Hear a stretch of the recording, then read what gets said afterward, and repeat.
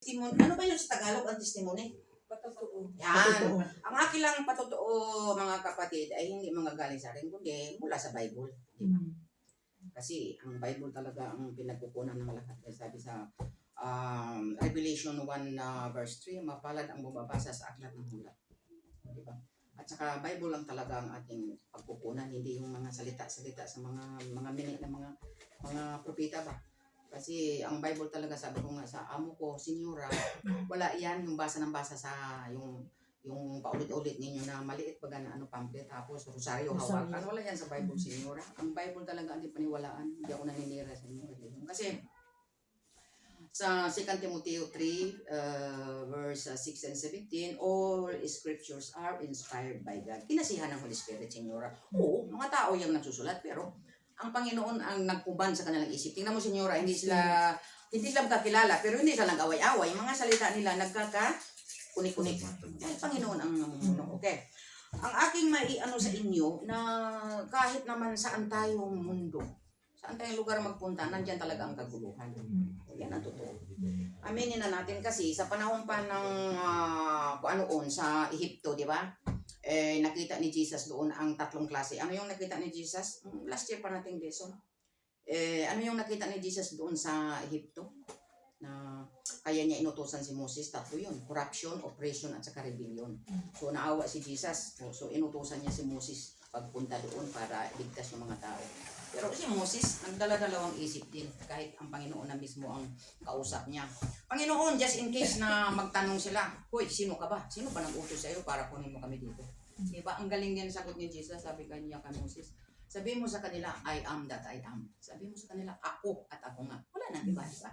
So, sabi ko sa aking mga kapatid, at saka sa mga kapitbahay ko doon sa probinsya, alam niyo kahit saan tayong lugar magpunta, masimbahan man, matahanan, nandyan yung kaguluhan. Hindi pagkakaunawaan minsan, lalo na kung may mga pamana, yung may manahin sa magulang. O kaya yung unit ko, pagbili ko na babuhay ako. Kasi pag-aawayan nila yun di ba?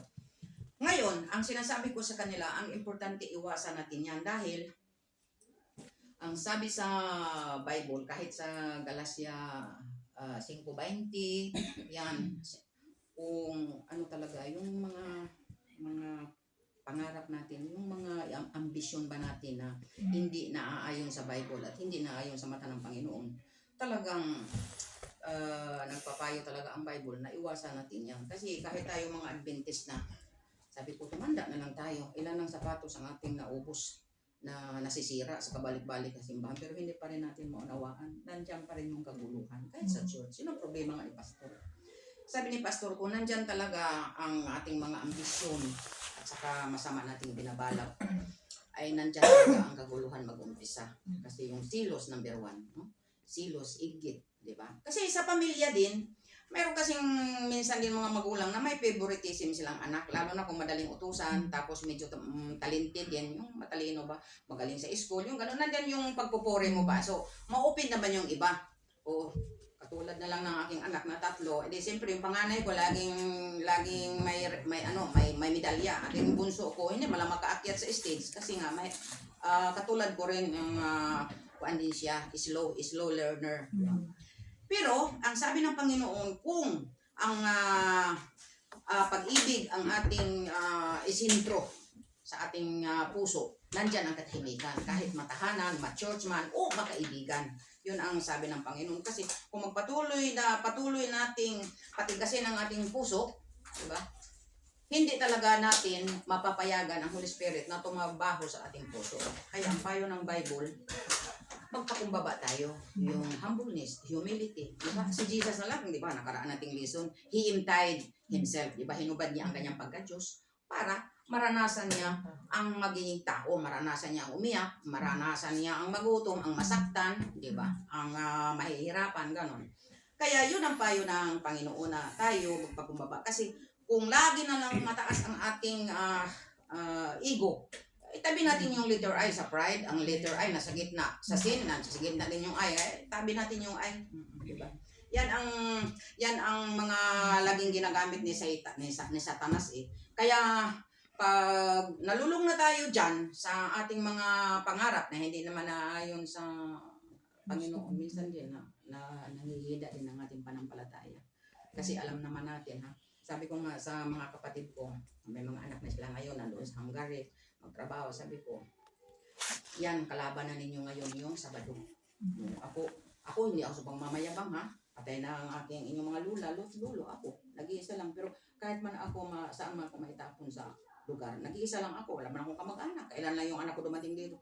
Hindi talaga ako bumibitaw sa Panginoon, kahit anong bagyo na nadating sa aking buhay. Nandiyan talaga ako sa Kanya, kasi nga, wala naman tayong ibang sandalan kundi ang matibay na bato na walang iba si Jesus. Kaya sabi ko, kung magpatuloy tayo sa ating mga kagustuhan tapos itinatakwil na natin ang araw ng Sabado.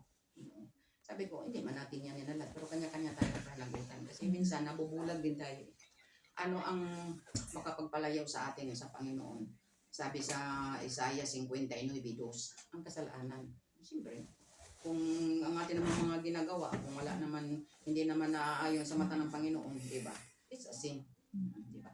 Kaya ang akin lang encourage ngayon sa aking mga nararanasan na mga kahirapan sa buhay ko. Ano na lang, ako'y matanda na. Pero iniwan sa aking asawa, puro problema. 2 ang college, 1 high school, no? Gusto ko nang bumitaw minsan kasi sabi ko, masakit na ang likod ko. Pero sabi ko, magpakabait lang kayo sa akin, hindi kayo magugutom. Yun ang aking totoo talaga na maikwento sa inyo na sabi ko sa kanila, nakarata yung inyong kapatid ha, na nakaburol. Ngayon, 5 pa kayong buhay. Kasi pangaling asawa ko eh. So, magsabi na kayo sa akin kung sino ang kukuha dito sa 3, hindi ko mito kadugo-dugo. Dahil anak lang ito sa labas, di ba? Anak lang ito sa labas. Ngayon, sabi niya, siyempre ang mga Katoliko magsalita, nandyan talaga yung Jesus Maria Joseph, ate, wala nga kami makain. Nahihingi nga kami ni Manong pag minsan, nagpapadala sa amin ng pera. Tapos kukunin pa namin yan, hindi madali magpakain ng 3 bata. Sabi ko, walang problema. Baka naman kayo ma-offend na sasabihin nyo, ayabang naman ito ni Bebe, babalikatin 3, di ba? Hindi naman kano-ano. Pero sabi ko, ngayon narinig ko mula sa inyo, ayaw ninyo, ito na may hindi mga aso.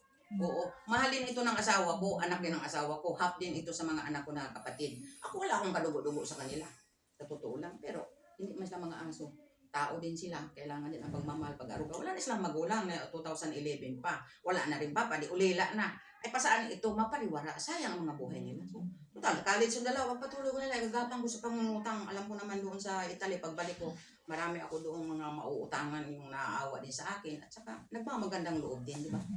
Ang Panginoon hindi magpabaya sa atin. Ano man ang kailanganin natin talagang si Jesus talaga ang provider natin. Huwag tayong mag-alala. Walang mga susumampalataya sa Panginoon na nagugutom. Ang Panginoon hindi papayag ng ganun. Talagang ako, pagtawag ko lang sa mga kapatira natin, hindi ko na lang i-drop ang kanilang mga pangalan to lang.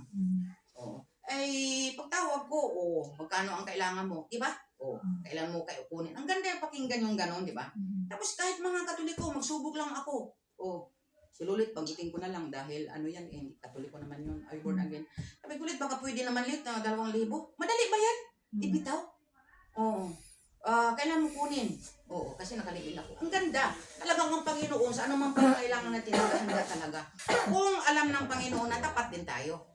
Kasi ang aking lang talaga, honesty lang talaga ang aking armor o sandata ko sa pangungutang. Sinasabi kong ganon.